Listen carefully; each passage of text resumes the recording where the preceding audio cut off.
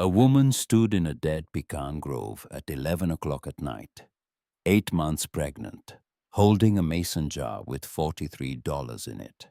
Behind her, an old dog growled at the dark. In front of her, headlights cut through the trees, and a man's voice said, "You got 1 week to clear out or I'm bringing the sheriff." She did not move. She did not cry. She set the mason jar on a fence post, put both hands on her belly, and said, "You're on my land, and my land doesn't have visiting hours." What happened next and what she found buried under the oldest tree in that grove is a story you won't forget. If you haven't subscribed yet, now's a good time. This one runs long, and it earns every minute. 6 weeks earlier, Della Oaks woke up in a rented room on Packer Street in Hadley, Georgia, and knew before she opened her eyes that something was wrong. Not wrong like the pipes groaning or the window stuck again, or the neighbor's rooster losing its mind at 4 in the morning. Wrong like silence where a man used to breathe. She reached across the bed. The sheet was cold. Not cool the way cotton gets when someone's been up for an hour. Cold the way fabric gets when no one's touched it all night. Della sat up slowly. 7 months pregnant, and every morning her body reminded her of that fact, like a landlord reminding you rent's due. Her back ached, her ankles ached, even her teeth ached, though she suspected that was just sympathy pain from the rest of her. The room was small and gray in the early light. A window with a crack running through the bottom pane. A table with a sewing machine bolted to it. Black heavy, the enamel chipped in places where her mother's hands and then her own had worn it smooth. A chair, a lamp with a shade that tilted. On the nightstand, Kip's glass of sweet tea from the night before still half full, a ring of sugar dried on the rim. His boots were gone. His jacket was gone. The comb he kept next to the bathroom sink, the one with 2 teeth missing, that he refused to replace because he said it had character gone. Della did not panic. Panic requires surprise, and some part of her had been expecting this the way you expect a storm, when the air gets too still. She swung her legs over the side of the bed, pressed both hands into the mattress, and pushed herself upright. Then she walked to the dresser. The top drawer was open. She didn't need to look. She looked anyway. The cloth where they kept the rent money, a faded blue bandana folded into a square, was gone. Not just the money. The bandana too, as if Kip wanted to make sure even the wrapping didn't stay behind to remind anyone he'd once been responsible for something. Della stood there for a long time. Her hand rested on the edge of the drawer. The baby shifted inside her, a slow roll, like a boat turning in its sleep. "Well," she said to her belly. "He's gone. Took the rent money, left the sweet tea." She looked at the half-empty glass. Didn't even finish his drink. That's how fast he wanted out. The baby kicked, one sharp jab beneath her ribs. "Yeah, I'm mad too." She closed the drawer. Not hard, not soft. Just closed it the way you close something you don't plan to open again. The morning moved on without asking her permission. A truck rattled past on Packer Street. Somebody's dog barked twice and quit. The light changed from gray to gold, and Della washed her face, tied her hair back, and sat down at the sewing machine. On the table next to it sat a mason jar. It wasn't fancy, just a quart-sized ball jar with a zinc lid, the glass cloudy from years of use. Her mother had given it to her when she was 19, with 6 20s folded inside, and a piece of advice: "Keep money where no man thinks to look. A sewing table's invisible to a man who's never mended his own pants."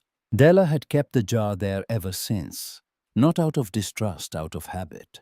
And habit, it turned out, was smarter than trust, because Kip had emptied the drawer but never touched the jar. He'd walked past it 1,000 times and never once wondered what was inside. He saw a jar, maybe buttons, maybe pins, nothing worth stealing. Della unscrewed the lid. Inside, $280 in 5 cents and 1s folded tight.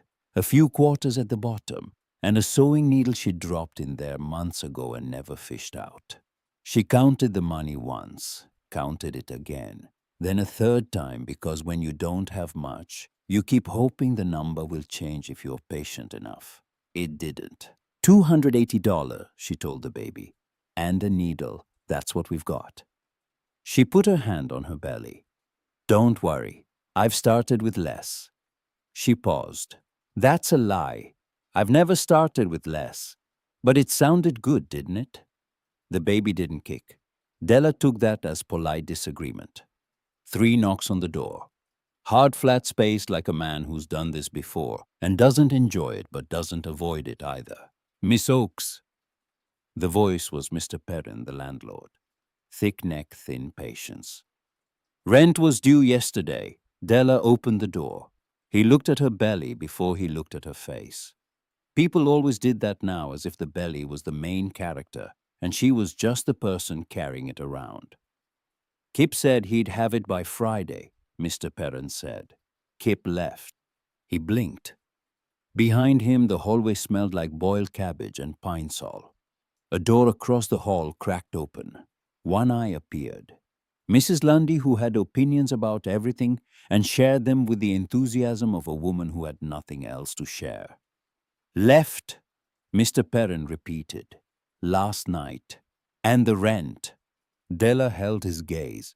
He had the decency not to ask about the money directly, but his eyes did the asking for him. I'll have it by Friday. That's what Kip said. Kip's not here, I am. And I don't make promises I'm planning to break at 2 in the morning. Mr. Perrin looked at the floor, then at the ceiling, then at her belly again. He took off his cap and rubbed his forehead the way men do when a woman's situation inconveniences them and they want credit for not saying so. Friday, he said.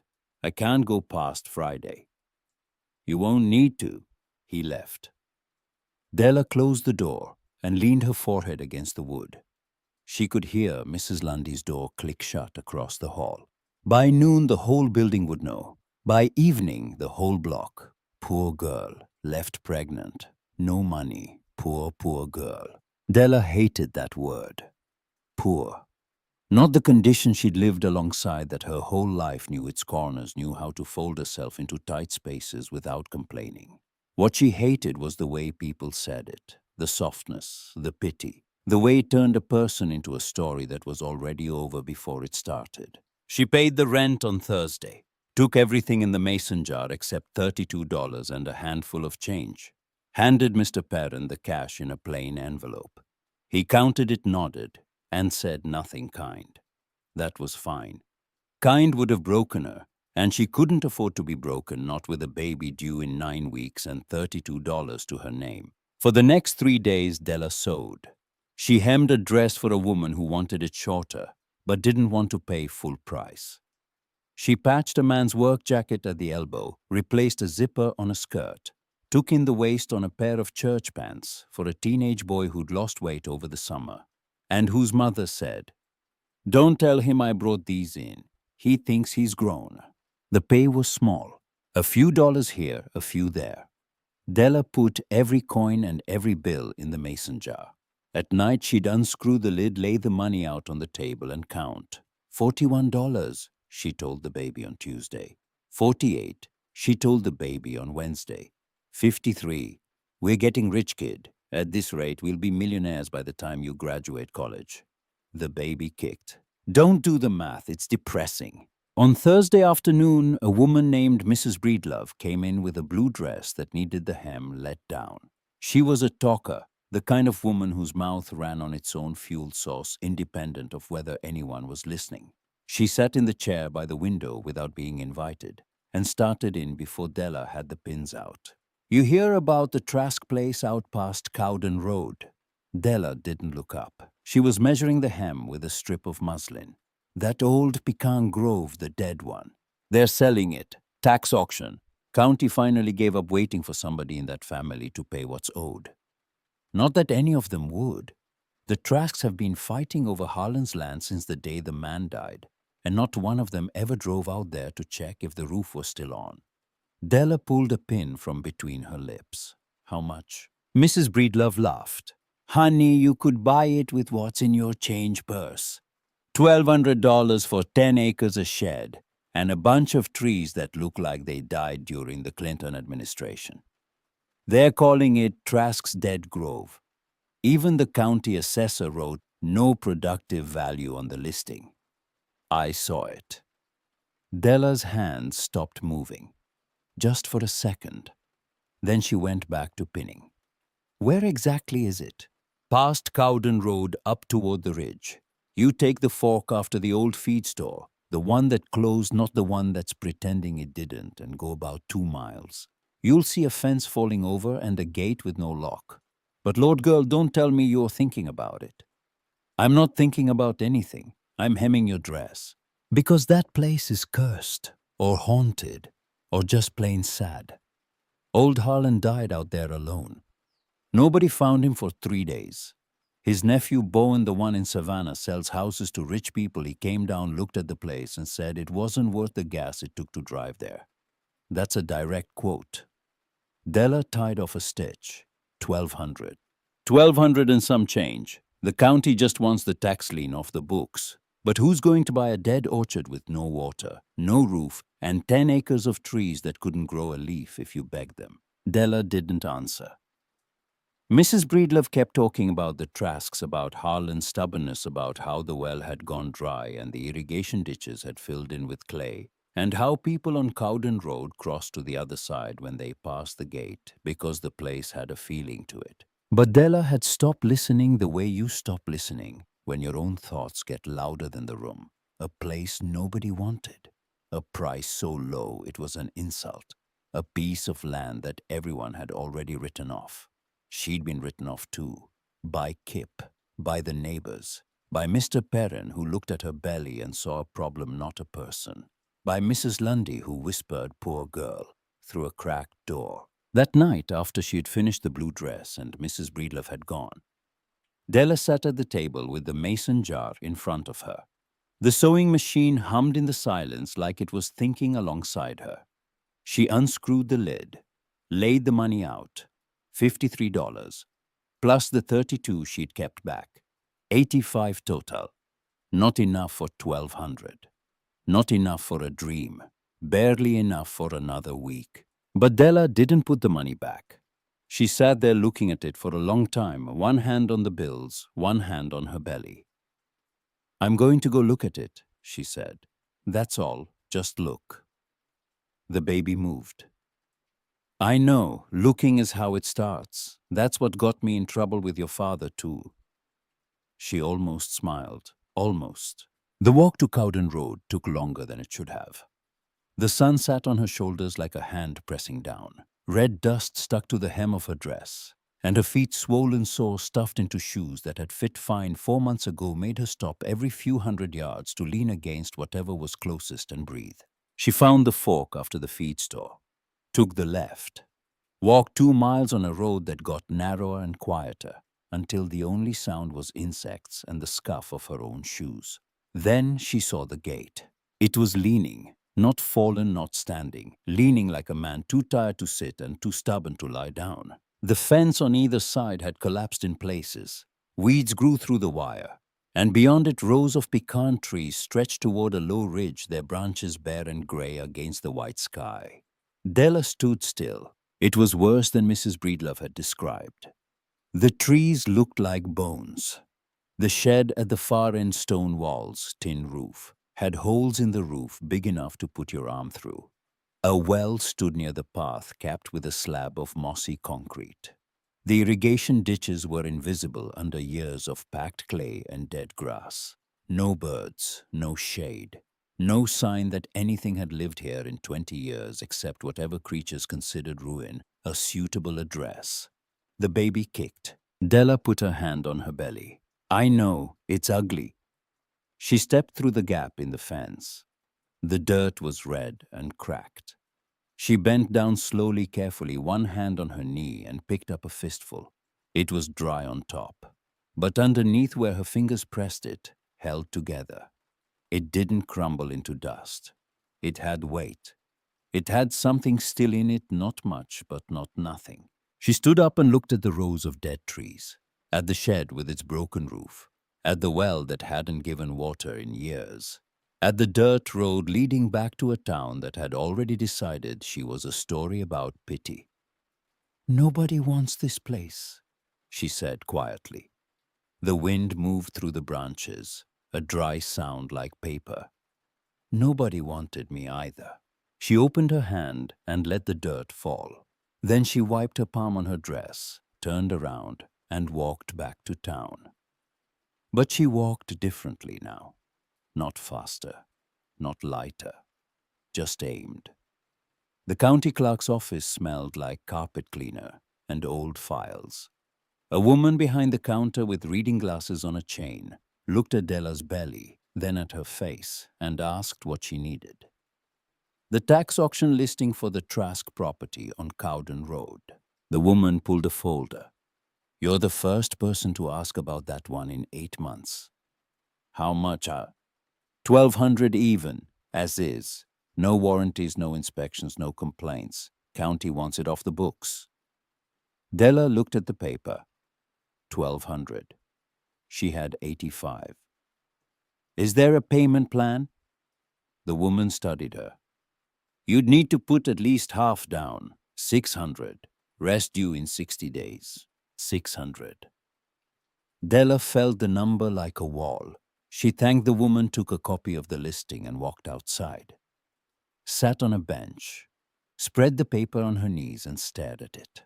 Then she did something she hadn't done since Skip left. She went to the 3 women she sewed for most often and asked if they had anything that needed doing. Not tomorrow, now, today. For 2 weeks, Della sewed like her hands were angry at the cloth. She took every job. She hemmed curtains for a motel outside town. She patched tablecloths for the church. She altered 6 dresses for a woman preparing for her daughter's wedding, who changed her mind about the neckline 3 times and apologized each time without meaning it. She fixed zippers, replaced buttons, shortened sleeves, let out waists. She sewed until her shoulders burned and her fingers cracked and the baby kicked in protest at 2 in the morning. Every dollar went in the mason jar. At the end of 2 weeks, she unscrewed the lid and counted. $561, 39 short. She sat at the table with both hands flat on the surface. The mason jar glowed faintly in the lamplight. The coins and bills pressed against the glass like they were trying to get out. $39, she told the baby. That's what's between us and owning dirt. The baby kicked. I know, dirt's not impressive, but dirt's a start. The next morning, she carried the sewing machine to the church thrift sale. Not to sell it, she couldn't sell it. It was the only thing besides the mason jar that her mother had left her. But to set up a mending station. $1 per fix. Buttons, hems, tears, anything that could be done in under 10 minutes. She sat there for 6 hours, fixed 19 items, earned $23 because 4 people paid extra, and 1 woman handed her a 5 and said, "Keep the change, honey. You look like you could use a meal that isn't rice." Della wanted to be offended. She wasn't. The woman was right. That night, $584, 16 short. Della pressed her palms against her eyes. The baby moved. She dropped her hands and looked down. I'm not quitting. I'm just doing math and not enjoying it. She found the $16 the next day. A pair of pants, a torn pocket, a blouse with a coffee stain that she treated with vinegar and baking soda until it faded enough to pass. The woman who owned the blouse gave her $8 and a jar of peach preserves. Della added the 8 to the jar, ate the preserves with a spoon at midnight standing by the window watching the street below. $602. The next morning, she walked to the county clerk's office, put $600 on the counter and said, "I'd like to buy the Trask property." The woman stared. Then she pulled the file. The paperwork took 2 hours. The notary was a man named Mr. Odum Thin Careful. The kind of man who reads every word of everything he signs and expects you to do the same. He went through each page, explained the condition of the property, explained that the county made no guarantees, explained that the well was dry, the shed was not a legal residence, and the trees had not produced a commercial crop in over 20 years. Do you understand all of this, Miss Oakes? I understand. Do you have someone who can help you with the property? Della looked at her hands. cracked knuckles, a callus on a right index finger from the sewing machine, a red mark on her left palm where a pin had stabbed her that morning. I've got me, and in about 8 weeks I'll have one more. Mr. Odom looked at her belly. He didn't say what he was thinking. He didn't have to. The door to the office opened, and a man walked in. Pressed khakis, clean shoes, a polo shirt the color of money. He had the kind of face that smiled easily and meant it rarely. "Bowen Trask," Mr. Odom said. "We're just finishing up." Bowen looked at Della, looked at her belly, looked at her shoes which had red dust on them, looked at the paper on the desk. "This is the buyer. Miss Oakes, yes." Bowen sat down in the chair beside her. He smelled like cologne and air conditioning. "I want to make sure you know what you're getting," he said. "That place hasn't been worth anything since my uncle died. The trees are dead. The well is dead. The shed's not fit for storage, let alone for—" He glanced at her belly. "Living." Della picked up the pen. "Your uncle's place was worth so little that you didn't visit it once in 20 years. You didn't mow the grass, you didn't fix the roof, you didn't pay the taxes, and now that someone's willing to take it off the county's hands, you want to explain to me what it's worth." Bowen's smile tightened. "I'm trying to save you from a mistake." "That's kind, but I've already made the biggest mistake a woman can make, and he left in the middle of the night. This one's at least got a well." Mr. Odom coughed. Bowen signed his pages quickly, pushed back from the desk, put his hat on. "Hope you like dirt, Miss Oakes. That's all you're getting." Della signed her name. The ink was steady. Her hand was not. "Dirt's fine," she said, not looking up. "Dirt doesn't leave in the middle of the night." Bowen walked out. The door closed behind him with a soft click that somehow sounded louder than a slam. Mr. Odom stamped the last page, slid the deed across the desk. "It's yours," he said, "for what it's worth." Della folded the deed and put it in her bag next to the mason jar. The jar had $2 and some change left in it. Enough for bread, not enough for anything else. "It's worth whatever I make it worth," she said. She stood up. Her back screamed. Her feet throbbed. The baby pressed against her ribs like it was trying to see what all the fuss was about. "Miss Oakes," Mr. Odom said as she reached the door. She turned. "Good luck." "Thank you. But if you've got any pull with the weather, I'd rather have rain." He almost smiled. The truck she hired to move her things cost 40 of the last dollars she would see for a while. It wasn't much to move. One suitcase, the sewing machine, a pot, a blanket, a bag of cloth scraps, a jar of peach preserves half eaten, and the mason jar now holding $1.67. The driver was a young man who didn't talk much, which Della appreciated. He helped her carry the sewing machine into the shed and looked around with the expression of someone trying very hard not to say what he was thinking. "You sure about this, ma'am?" Della set the mason jar on the windowsill of the shed. The glass caught the late afternoon light and threw a small patch of gold onto the stone floor. "I bought it," she said, "so now I've got to be sure. That's how it works." The driver left. The dust from his tires hung in the air for a long time after the sound of the engine faded. Della stood in the doorway of the shed. In front of her, the dead pecan grove stretched toward the ridge. The trees were still and gray. The well was silent. The ditches were invisible. The air smelled like dry grass and hot stone, and something underneath something faint like the memory of rain. She put one hand on the doorframe and one hand on her belly. "Okay," she said. "Here's the situation. We own 10 acres of dead trees, a shed with holes in the roof, a well that doesn't work, and $1.67. On the bright side—" She looked around. "Give me a minute. I'll think of a bright side." The baby kicked. "That's not a bright side. That's a complaint." She stepped inside, swept the floor with a branch, laid the blanket in a corner, sat down on it and ate the last of the peach preserves with her fingers. The light through the roof holes moved across the floor in slow lines like the shed was keeping time. That night she lay on her back on the stone floor and looked up through a gap in the tin. 1 star, then 2, then a whole scattering like someone had spilled salt across black cloth. "Okay?" she whispered to the baby. "I'm scared." She waited. "But I'm here. And the roof." A breeze came through and she felt it on her face. "Well, the roof is more of a suggestion than a commitment, but it's ours." The baby moved. Slow this time. Gentle, like it was settling in. Della closed her eyes. She did not sleep for a long time. The sounds were too new.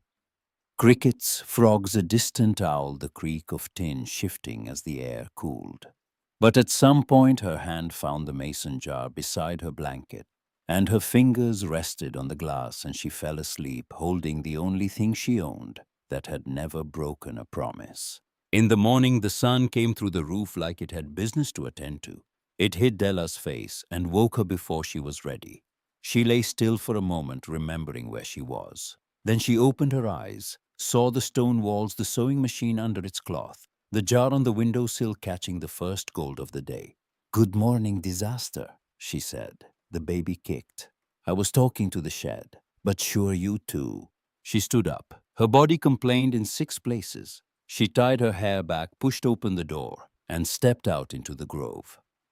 The pecan trees stood in their rows like a congregation that had forgotten what it was waiting for. Gray bark, bare branches, not a leaf in sight. The well sat covered in moss. The ground was cracked, the ditches were graves of old water. But the sun was warm, and the dirt was red. And somewhere underneath all of it, Della had felt something the day she'd first bent down and grabbed a fistful of earth. Something that hadn't given up yet, even if it had every reason to. She picked up a stick, started clearing brush from around the nearest tree. The work was slow, and the stick was wrong for the job, and her back ached after 10 minutes. She kept going. She was still going when a voice came from the fence line, sharp, dry, and completely unimpressed. "If you're trying to kill that weed, you might want to use something sharper than a wish." Della turned around. On the other side of the leaning fence stood a woman who looked like she'd been carved from the same wood as the fence post, thin upright, not a single part of her that bent where it didn't mean to. White hair pulled into a knot so tight it could have held a barn together. A dark dress that had probably been dark 30 years ago and had since settled into a color that existed only in the wardrobes of women who didn't care what color it was anymore. A cane made from a branch that had clearly been selected for its ability to point at things disapprovingly.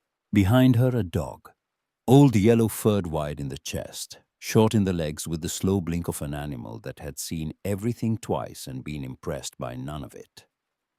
"I'm not killing it," Della said. "I'm clearing it." "You're annoying it. There's a difference."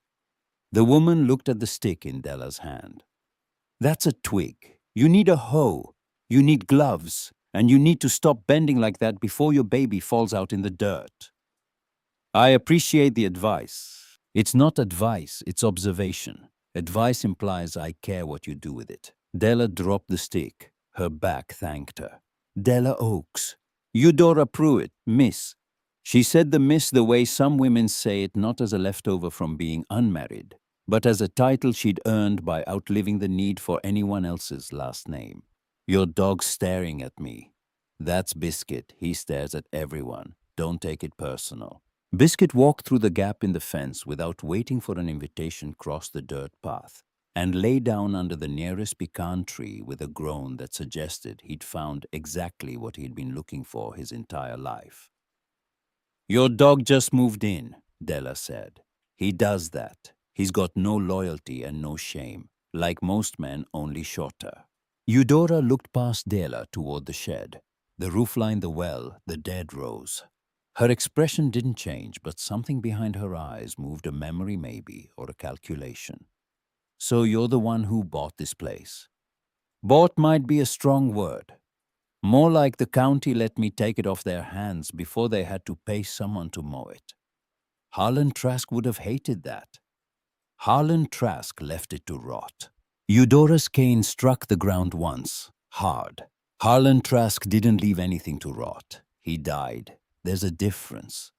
What happened after was his family's doing, not his. The sharpness surprised Della. She waited. Eudora didn't explain. She looked at the trees at the well at the ridge beyond. Then she looked at Della's belly, then at her hands, then at her shoes. You don't have a hoe. No. You don't have gloves. No. You don't have a plan, do you? I have a shed and a sewing machine and $1.67. Eudora's mouth moved. It might have been a smile. It disappeared before Della could confirm. That tree, Eudora said, pointing her cane at the largest pecan in the grove, an ancient thing with a trunk wider than a man's. Reach its bark cracked deep, its branches reaching up like arms that had forgotten what they were reaching for. That's the oldest one. Harlan planted it with his own hands when he was 22. He called it the root of the whole operation. Said if that tree ever died for real, the grove was done. Della looked at it. Biscuit was already asleep beneath it, which she took as either a good omen or proof that the dog would sleep anywhere. Is it dead? Eudora studied the tree the way a doctor studies an X-ray. I don't know yet, but don't cut anything off it until I tell you. You just said you don't care what I do. I don't care what you do with your life. I care what you do with Harlan's tree. Then she turned and walked away. The cane struck the road in a steady rhythm.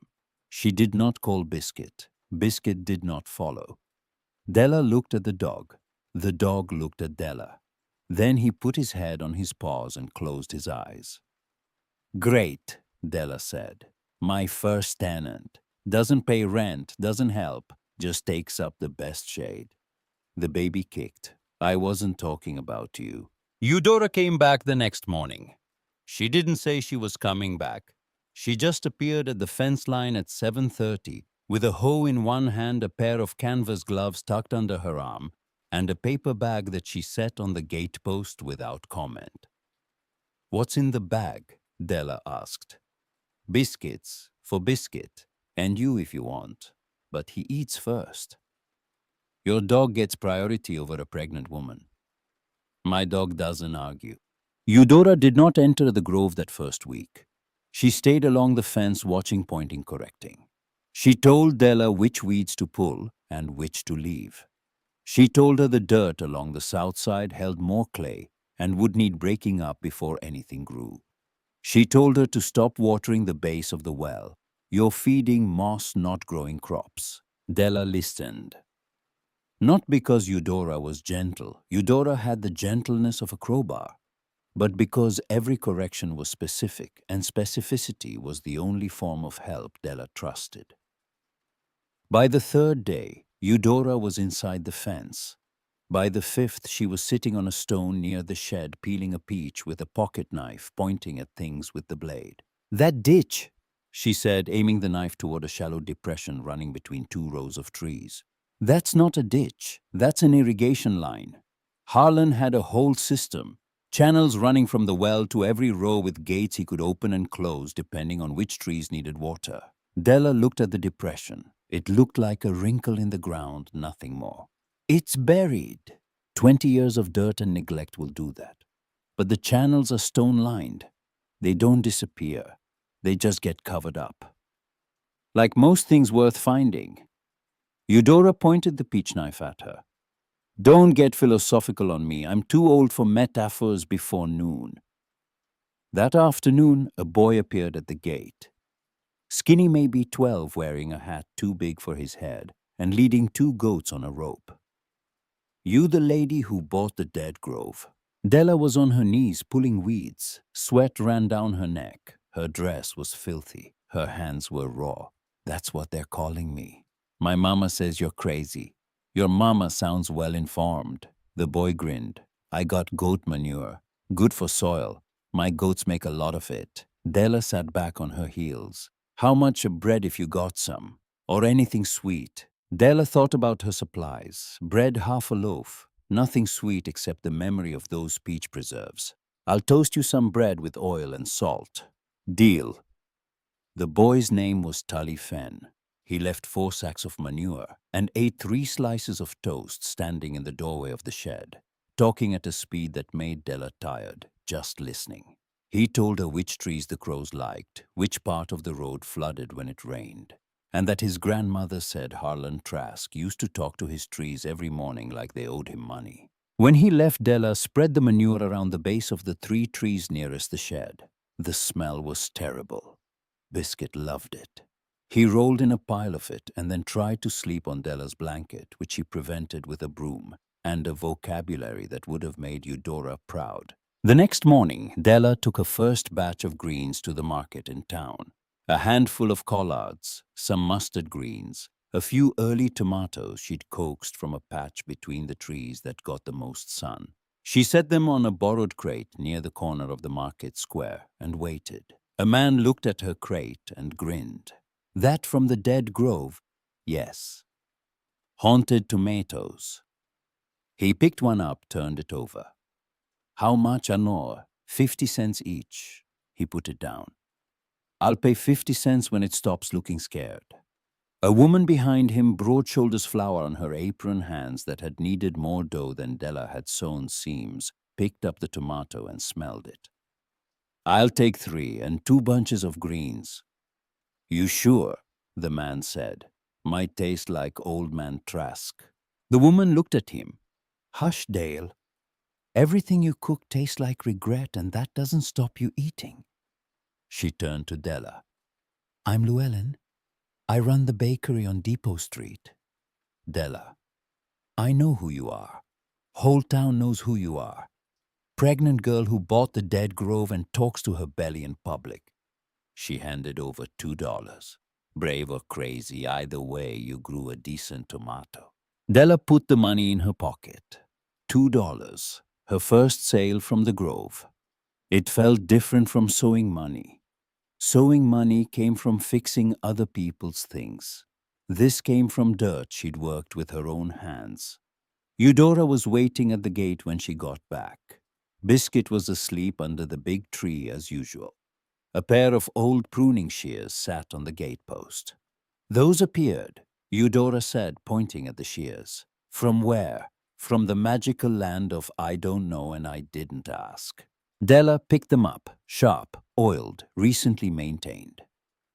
The blacksmith shop is 3 streets over, Eudora said, examining her fingernails. He's been watching you walk past his window every market day, but I wouldn't know anything about that. Della looked at the shears. No note, no name, just a tool left where she'd find it. Does this town always leave presents on fence posts? This town doesn't do anything for free. If Harvey Eames left you shears, it's because he can't stand watching you cut branches with a kitchen knife. It offends his professional pride. Over the next days, things appeared. A coil of rope on the gatepost one morning. A sack of nails bent salvaged but usable left beside the well. A bucket that hadn't been there the night before. No names, no notes. Just objects left in the spaces where Della needed them most. She never saw who left them. But each time she found something new, she stood still for a moment and touched it the way you touch a word written just for you. The evening Eudora told her they were sitting outside the shed. The sun was going down and the sky had turned the color of rust and honey. Biscuit lay between them, his tail twitching in a dream. Della was mending a shirt she had taken in from town, $2 for a torn collar. And Eudora was doing what Eudora always did at that hour, which was sitting very still and pretending she wasn't watching everything. Harlan knew, Eudora said. Della looked up from the collar. He knew someone would come, not who, not when, but he said. She paused, ran her thumb along the handle of her cane. He said he'd left instructions for whoever showed up and did what his own blood wouldn't. Della set the needle down. Instructions. That's the word he used. I was with him in the last years. Every week I'd walk up from my place, check on him, bring food, make sure he hadn't fallen. He was stubborn as that tree over there. She nodded toward the big pecan and about as willing to admit he needed help. Did he say where? What kind of instructions? He said, I put it where someone would have to get on their knees to find it. That's all. Eudora met her eyes. I never looked. Wasn't mine to find. Della stared at the grove. The trees stood in their rows, keeping whatever they kept. The big pecan, she'd started calling it old bones in her head, because its branches looked like a skeleton reaching for something. It remembered cast a long shadow across the dirt. Why are you telling me now? Because you've been here 3 weeks and you haven't quit. That's longer than I expected. That's the nicest thing you've ever said to me. Don't get used to it. 2 days later, Biscuit found it. Della was on her knees working a stubborn root near the base of Old Bones, when Biscuit woke from his usual position beneath the tree and started digging. Not his lazy, half-hearted pawing at the ground. Real digging. Fast-focused dirt flying behind him, like he'd found something that had been calling to him through the soil. Biscuit, stop! You're making a mess! He didn't stop. He dug harder. His front paws churned through packed clay and old roots. Biscuit. Then she saw it, a corner of something dark just below the surface where his paws had torn through. A straight edge, a flat surface, not a rock. Della's hands went still. Miss Eudora. The old woman was at the fence. She'd been pretending to inspect the gate hinge. At the sound of Della's voice, she stopped pretending. What? Come here. Eudora came. Slowly, because Eudora did nothing fast except form opinions. She looked at the hole Biscuit had made, at the dark edge showing through the clay. Her face changed.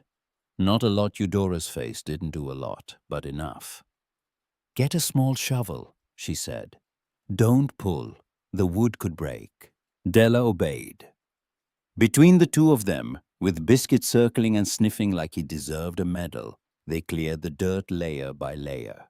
A box emerged, wooden, medium-sized, wrapped in oilcloth that had turned black with age, tied with twine that fell apart when Della touched it. They set it on a flat stone. Eudora brushed the oilcloth with her fingers. Her hand shook, not from age, from recognition. That's his cloth, she said quietly. He waterproofed everything with that stuff. Smelled like turpentine and stubbornness. Della untied what was left of the twine. Unwrapped the cloth. Inside the box was stained but solid. A latch rusted, resisted twice, and gave on the third try. Della lifted the lid. 3 mason jars, quart-sized, packed tight inside the box with rags between them to keep them from shifting. She lifted the first jar, held it to the light. Inside coins. Old coins, gold dull from years in the ground, but unmistakable. Not a fortune. Maybe 10 or 12 coins total. But to a woman who still owed $600 to the county and had $1.67 left in her own jar, the weight of them in her hand felt like something between a gift and a hallucination. The second jar held a folded paper, thick, hand-drawn, covered in lines and markings. Della unrolled it carefully. A map. Channels drawn in pencil gates, marked with X's the well at the center lines, branching out to every row of trees. Dates in the margins. Notes in handwriting that was small and steady. The third jar held a letter. One sheet folded twice, sealed inside a leather sleeve to keep the damp out. The ink had faded to brown, but the words were still clear. Della's hands trembled as she unfolded it. She read it to herself first. Then she read it aloud because Eudora was standing beside her, with an expression that looked like it might crack if she had to wait any longer. For whoever finds this, if you're reading it, you did what my family wouldn't. You got down on your knees in the dirt.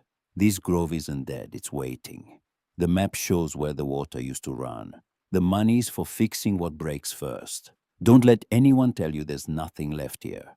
I spent 40 years learning these trees. They don't give up easy, neither should you. The roots go deeper than the drought. Harlan, Trask. Della stopped reading. The last line blurred. She pressed the letter against her chest and closed her eyes. And for the first time since Kip left, she cried. Not from sadness, not from relief exactly. from the weight of being spoken to with kindness by someone she had never met and never would.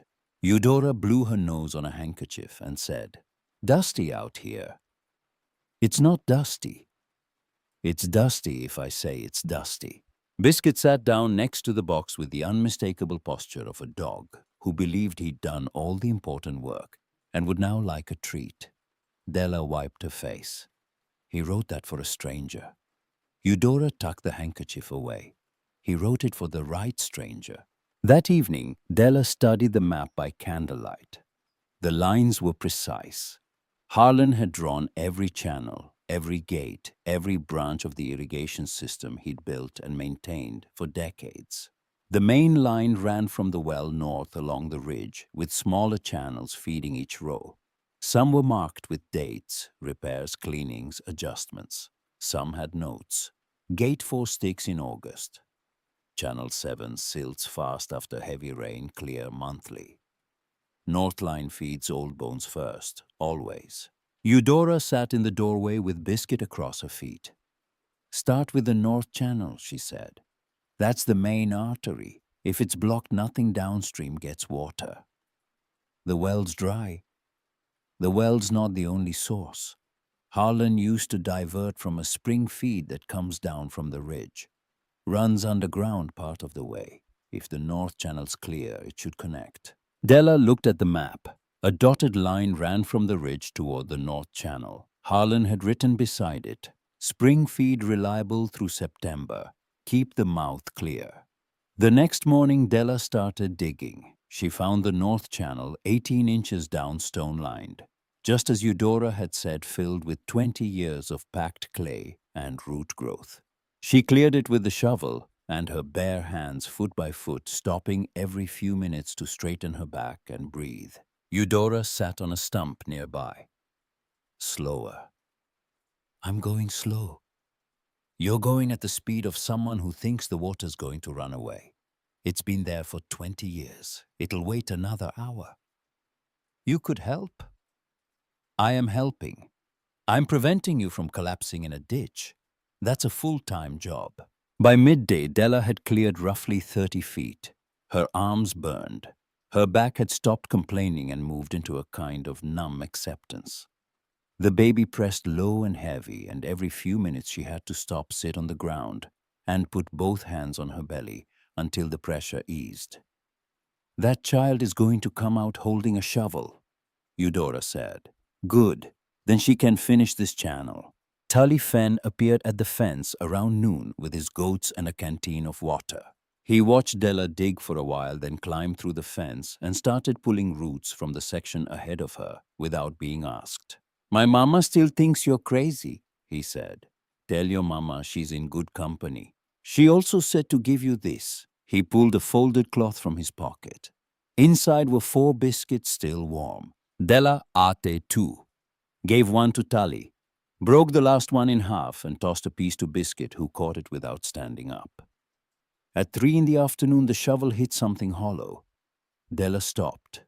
Tully stopped. Even Biscuit lifted his head. Della cleared the dirt with her hands. A gap appeared the mouth of the channel where it widened into a small basin. Below the clay and debris, the stone lining was intact. She cleared more. The passage opened further, dark inside, wet-smelling. Then nothing happened. Just silence and the smell of old earth.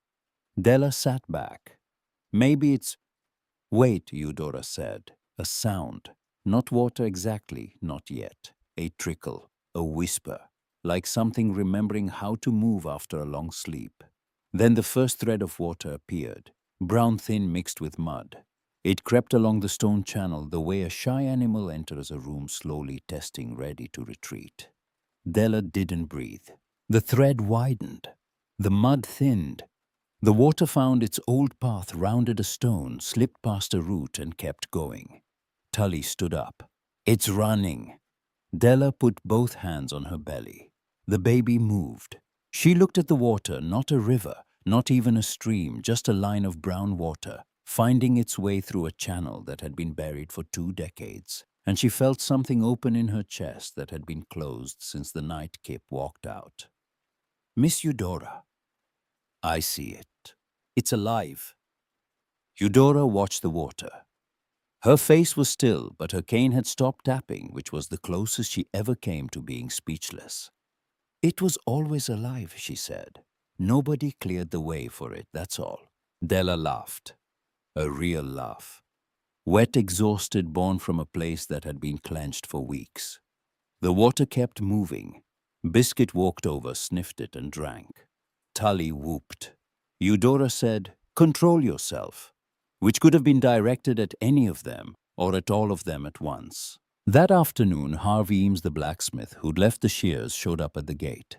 He looked at the open channel, the thin stream of water running through it, the muddy woman sitting on a stone with her hands on her belly and a dog at her feet. Heard the waters moving. News travels fast. Tully Fenn's got a mouth the size of Georgia. He looked at the well. Pozzo's not connected to this channel, is it? Della showed him the map. He studied it, tracing lines with a thick finger. If you clear the junction here, he tapped a spot where the main channel branched. The well should start filling from this side. Not fast, but enough. I can't pay you. Didn't ask for pay. The well's got a busted pulley. That offends me. I fix things that are broken. It's a sickness. Miss Eudora says accepting help makes me soft. Miss Eudora told me to come fix your well 3 days ago. She just won't admit it in front of witnesses. He came back the next day with tools and a replacement pulley, charged nothing. Della offered tomatoes. He took them, frowned at them out of professional habit, and left. The well gave its first clean water 4 days later. Not much, a bucket and a half. But when Della pulled it up and held it to the light, the water was clear and the smell of stone and iron and deep earth rose from it like a greeting. News moved through Hadley the way it always does in small towns, not through announcements, but through accumulation. Tully told his mother. Harv mentioned it to someone at the feed store. Llewellyn the baker heard it from a customer. And slowly the way seasons turned, the talk about the dead grove began to change. Not completely, not yet. But the word dead started to feel less comfortable in people's mouths when they said it like a shirt they'd outgrown. Then Bowen Trask came back. Della saw the car first.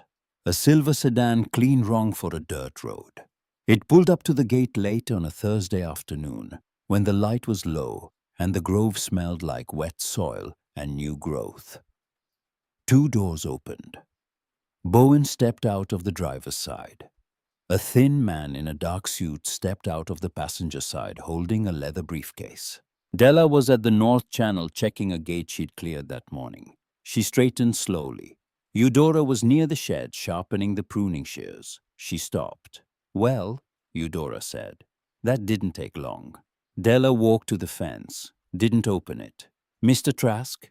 "Miss Oakes." He looked past her, at the open channel, at the well with its new pulley, at the first small tomato plants growing between the rows, at Biscuit, who had risen to his feet and was growling low and steady. "I see you've made improvements. That's what people do with property they own." The thin man opened his briefcase.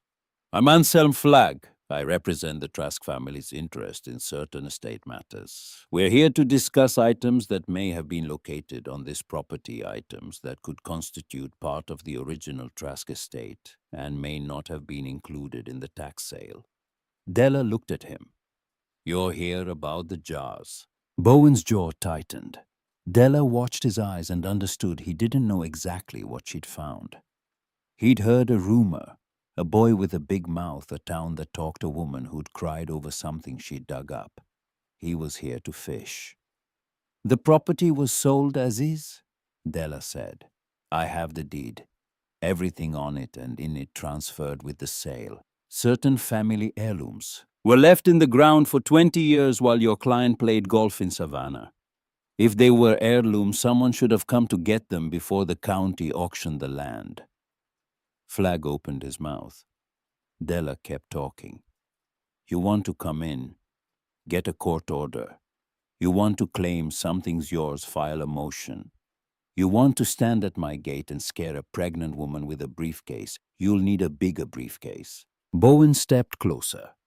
The gate was between them, but his voice dropped to the register men use when they want to remind a woman that the world is built in their favor.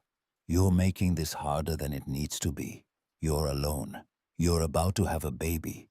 You don't have a lawyer. You don't have family. You don't have anyone who's going to fight for you when this goes to court. Della gripped the gatepost. She could feel the baby pressing down. A contraction or something close to it tightened across her belly. She breathed through it, kept her face still.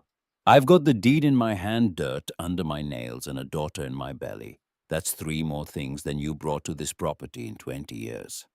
Bowen's smile disappeared. And I've got something else you don't, Della said. A letter from your uncle, written for whoever did what you wouldn't. You want to know what it says.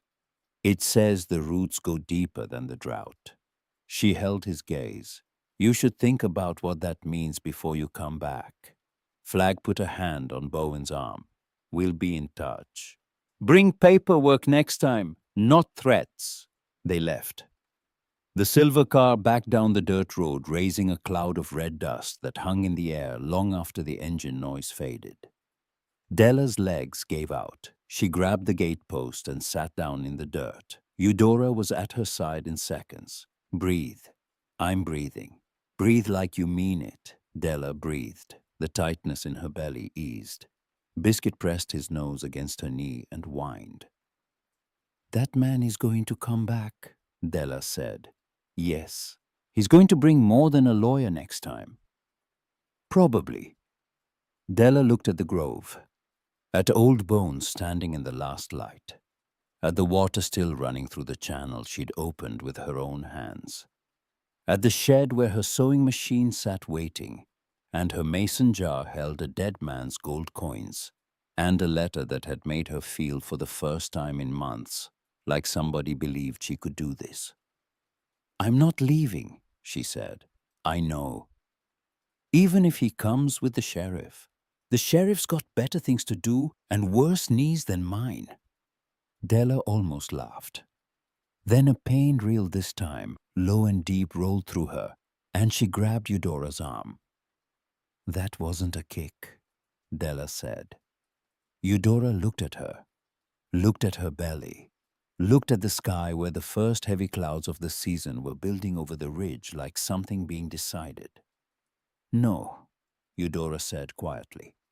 That wasn't a kick. The wind picked up. Somewhere in the grove a branch creaked. Biscuit lifted his head and sniffed the air the way animals do when they know something is coming that humans haven't figured out yet. And on the oldest tree in the dead grove, so high that neither woman could see it from where they sat in the dirt, a single bud had split open, white, small, barely there. The first pecan blossom in 22 years, opening in silence while nobody watched. Della did not go into labor that night. The pain came twice more, then stopped. The way a storm sometimes flickers on the horizon and pulls back, not gone, just waiting for better timing. Eudora stayed until dark. She boiled water on the small fire Della had built outside the shed, made her drink it with honey, and sat beside her on the blanket with Biscuit wedged between them like a furry, snoring mediator. False alarm, Della said. Your body's practicing. Like a dress rehearsal, except the audience isn't ready, and the theater's got holes in the roof. That's the most poetic thing you've ever said. I'm tired. It lowers my standards. By morning the pain was gone, but the clouds stayed.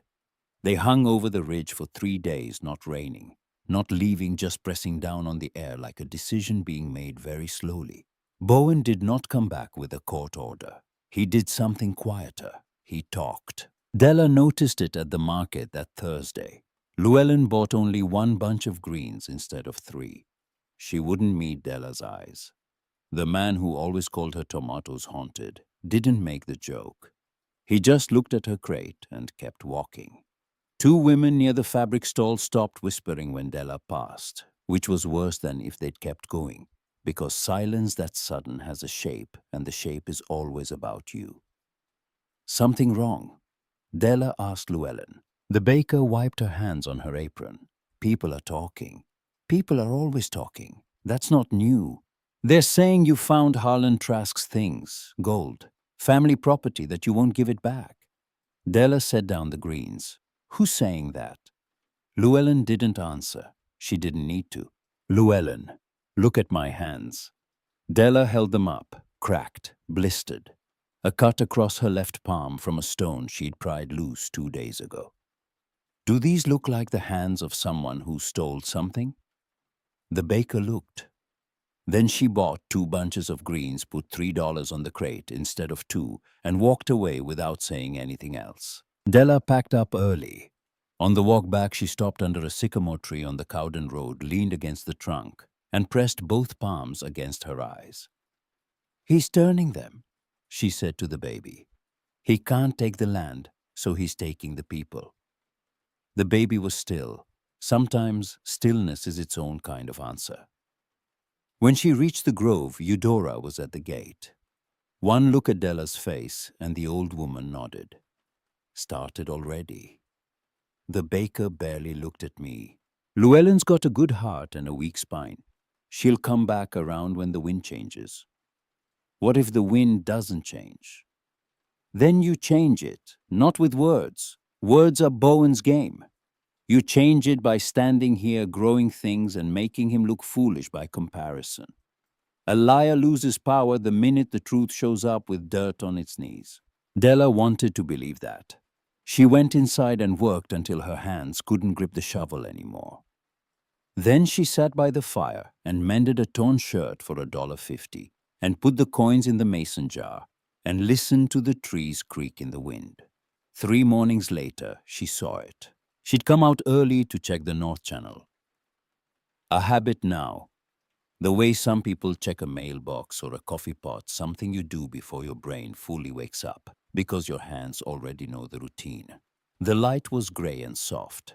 Mist sat low between the rows. She walked toward Old Bones. Biscuit was already there, lying in his spot tail, moving slowly. Della looked up into the branches the way she did every morning, not expecting anything, just checking the way a mother checks a sleeping child's breathing. And there they were, white, small, open. Not one blossom, but a dozen clustered along a low branch, glowing faintly in the early mist, like someone had hung lanterns in the tree overnight.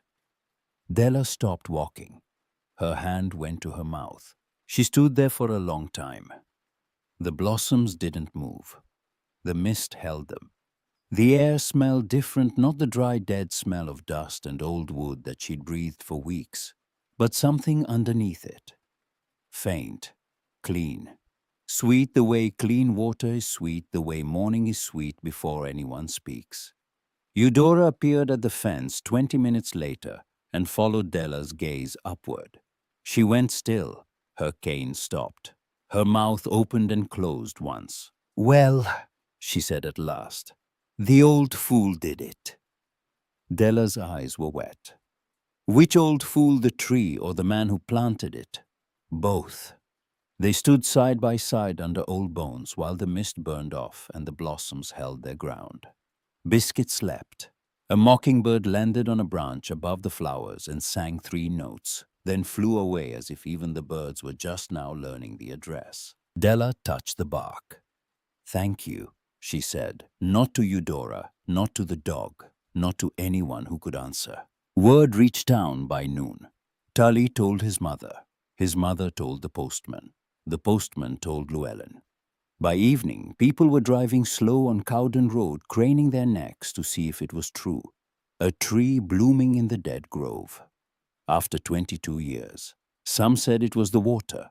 Some said it was the weather. Some said it was the pregnant woman who talked to her belly and dug ditches like she was arguing with the earth. Nobody said the grove was dead anymore. Not out loud. Not when the evidence was hanging white and stubborn from a branch that should have been firewood. Bowen Trask drove past too. Della saw the silver sedan slow at the gate. She was standing in the doorway of the shed holding a cup of water. She didn't wave. She didn't hide. She just stood there, and the car kept moving. 4 days later, he came back. Not in the sedan, in a pickup truck. With two men she'd never seen, one carrying a crowbar, the other a length of rope. Della was at the well. She heard the engine, looked up, and felt her stomach drop. Not from the baby, from recognition. She'd seen men like this before. Not these men specifically, but men who arrived with tools designed for opening things that didn't belong to them. Eudora was at the shed wrapping herbs. Biscuit raised his head and growled, long, low, steady. Bowen banged on the gate. "Open up." Della walked toward him. Every step cost her something. The baby had dropped lower this week. Her hips ached. Her body moved like it was asking permission from itself. "No, I'm done asking." One of the men wedged the crowbar between the gate boards. The wood groaned. The hinges, the ones Harv Eames had repaired, held but barely. Della looked down the road, empty, looked at Eudora. The old woman's face was white, her hand tight on the cane. Looked at the men, the crowbar, the rope. Then she turned and walked into the shed. Past the sewing machine, past the blanket, past the mason jar on the windowsill. She reached up and grabbed the rope hanging from a crossbeam, old frayed, attached to a cast-iron bell that had been mounted under the roof since before she was born.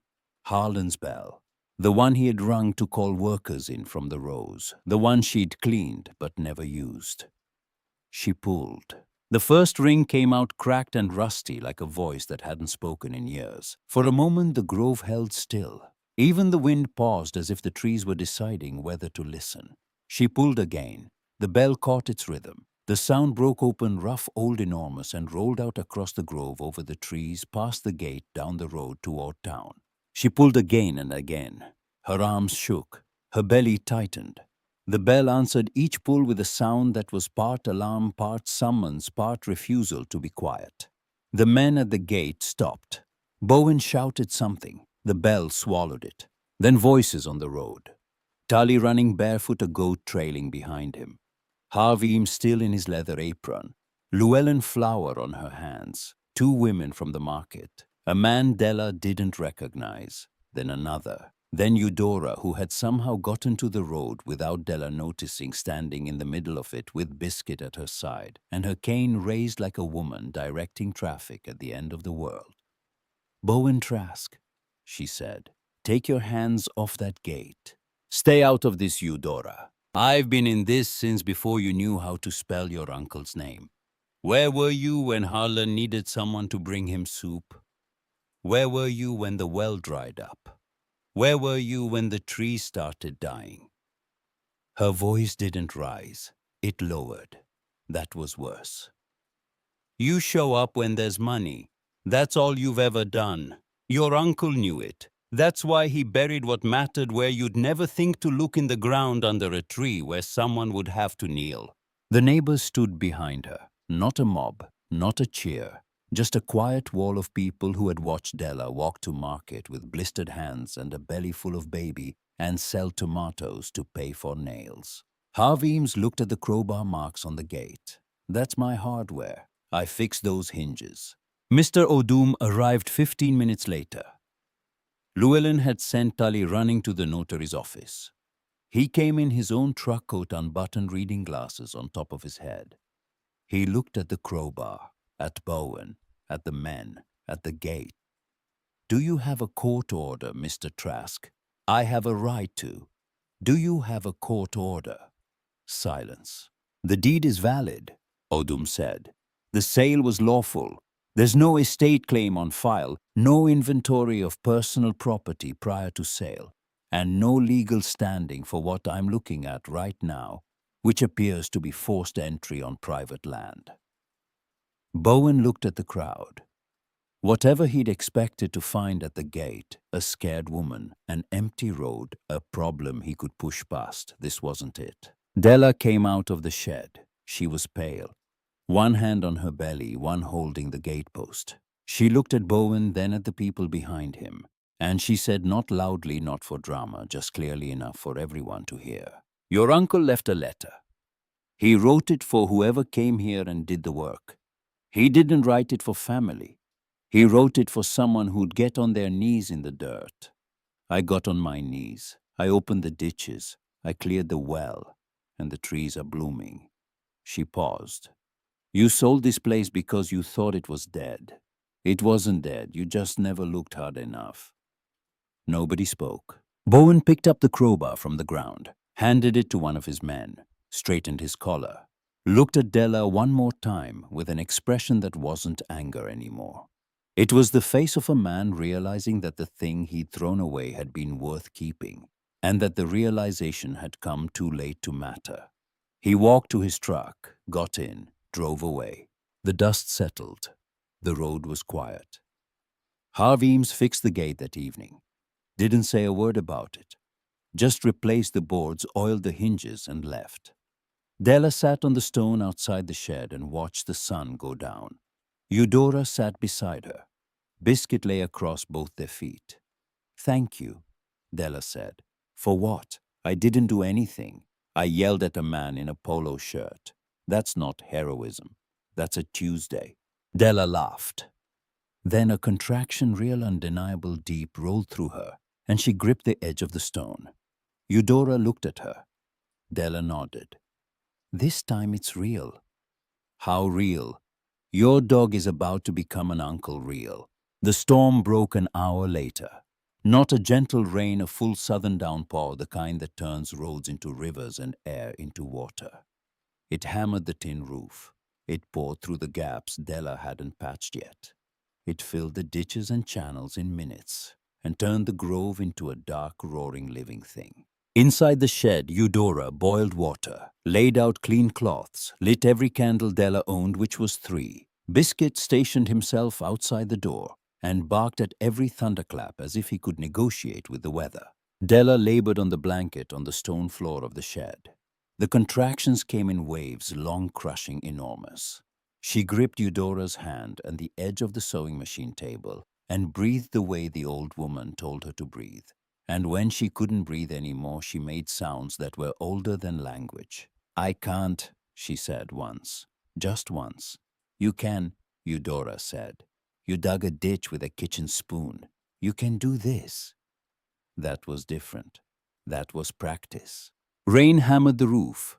Water ran through the channels outside. The grove drank for the first time in 20 years. And just before dawn, when the storm pulled back and the first gray light came through the window, through the glass of the mason jar on the windowsill, which caught the light and scattered it across the floor in a faint golden spray, Della's daughter arrived. Small, warm, furious at the cold air, fists clenched, lungs enormous. Eudora placed her on Della's chest. Della held her and didn't speak. She couldn't. Everything she had, every word, every breath, every ounce of strength had been poured into the last 8 hours and the last 5 months and the last 29 years. And now it was all here in her arms, screaming. Biscuit nosed the door open, walked in, sniffed the baby once, and lay down beside the blanket with a sigh that sounded like the period at the end of a very long sentence. "She got a name?" Eudora asked. Her voice was rough, her eyes were red. She was holding a damp cloth and pretending her hands weren't shaking. Della looked at the window. The rain had stopped. Through the glass, through the mason jar, morning light fell across the floor and across her daughter's face. "Mercy," she said. "Why mercy?" Della pulled the baby closer. "Because that's what this place gave us when nobody else would." Outside, the grove was washed clean. Water ran through every channel. The old pecan tree stood dark and wet and alive. And on old bones, on a dozen branches, white blossoms glistened with rain, open and still holding the morning. The years did what years do. They turned. Bowen filed a claim. The claim was denied. He filed another. Denied again. After the third attempt, his own lawyer told him to stop. And he did the way fires stop, not because they choose to, but because they run out of things to burn. Kip came back once. Mercy was almost 3. He stood at the gate on an October afternoon with his hair thinner and his smile the same and a bag in his hand, like a man who thought the door might still be open. Della walked to the gate. She did not open it. "I heard you're doing well," he said. "I am." I made a mistake. You made a choice. There's a difference." He looked past her at the grove, the shed that was now a real house with a patched roof and a porch, the rows of producing pecan trees, the little girl chasing Biscuit around Old Bones. "Could we talk? You left when this place had no roof and I had no one. Now it's got a roof. I've got Mercy, I've got Miss Eudora, I've got a dog who showed up uninvited and never left, which makes him more reliable than you by a comfortable margin." Kip didn't argue. He looked at Mercy, really looked, and something in his face broke. But broken was his to carry. Della had carried enough. He left. She closed the gate, locked it with the latch Harv Eames had installed, went back to the porch, and sat down next to Eudora, who was shelling pecans into a bowl with Mercy on her lap. "He's gone," Eudora said. "He's gone." "Good. We're out of chairs anyway." Nobody in Hadley called it the Dead Grove anymore. The name changed the way names do in small towns, not by announcement, but by erosion. Tully Fenn said it first. "I'm going to Mercy's place." Then Llewellyn used it at the bakery. Then Mr. Odum wrote it on a property note. Mercy Grove. It stuck because it was true, and true things don't need permission. The grove produced its first full harvest the year Mercy turned 5. Small pecans sweet with shells that cracked clean. Della sold them at the market in paper bags with a stamp she'd carved herself. Llewellyn used them in pies and put a sign in her window. "Made with pecans from Mercy Grove." The sign stayed up for years. Eudora moved into the spare room Della built off the back of the shed when the old woman's niece finally gave her an ultimatum. She pretended it was temporary. That was 7 years ago.